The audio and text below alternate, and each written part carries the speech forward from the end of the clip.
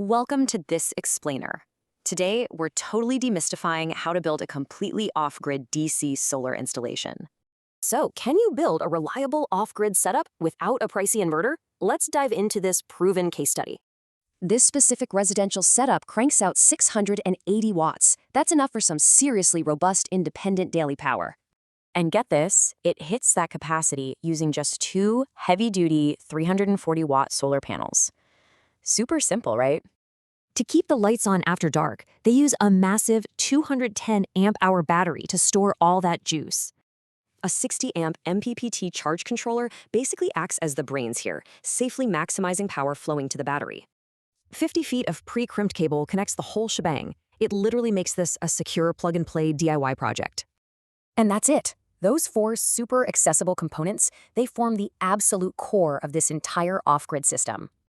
But hey, hardware is just half the story. Check out these genius DIY hacks for tricky mountain environments. No way. To secure the panels, the builder literally poured concrete into empty guitons for custom mounting blocks.